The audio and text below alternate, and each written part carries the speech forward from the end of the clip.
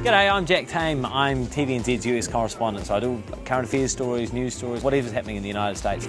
I think I was always interested as a kid in storytelling, and I was always really interested in news. So as a kid I used to get up every morning quite early. I'd go down and read the newspaper from cover to cover. I really was a bit of a news junkie. So I studied at the New Zealand Broadcasting School straight out of high school, and did radio and TV, and really enjoyed doing TV stuff. Around 4 billion people worldwide will turn their attentions to this building for the opening ceremony of the Summer Olympic Games. So I started in Christchurch, working for the breakfast show down there, doing early morning TV. I was an intern there, and then I got a job on the breakfast show, and then after a couple of years I got a job on the 6 o'clock news in Christchurch, and then after a couple of years I got a job on the 6 o'clock news in Auckland, and then I got a job working for the 6 o'clock news and whatever else in the United States. People think it's glamorous. TV is not glamorous. You earn not very much money.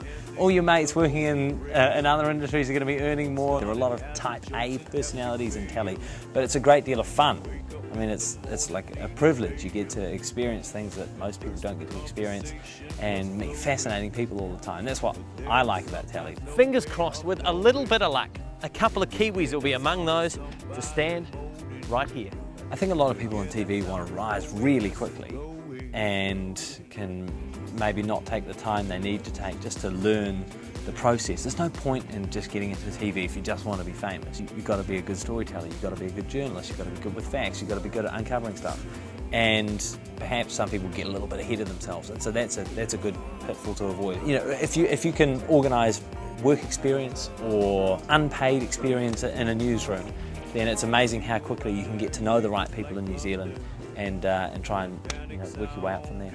The scariest thing I've ever done, I mean, the good thing is I've never been shot at or anything like that, touch wood. I got detained by a police force a few years ago for a few hours, which was pretty scary, in China. They didn't speak a lot of English. My Mandarin was pretty sketchy, to say the least, so that was interesting, and we managed to get out of that situation.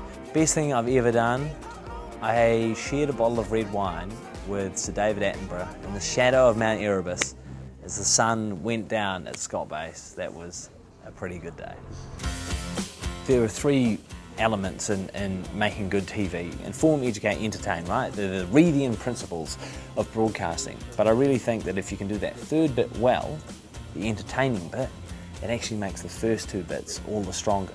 So it's not to say you need to have fireworks, it needs to be ridiculous or anything. You don't just want it to be like everyone else's. You don't want it to be fact and then interview grab, fact and then interview grab. There's no crime whatsoever in actually crafting a narrative around that story, because it makes it all the more interesting for people. For anyone who wants their own America's Cup, there are all manner of options. Cafes for the hot stuff, bars for the cold stuff, and a whole range of food trucks if you fancy a feed.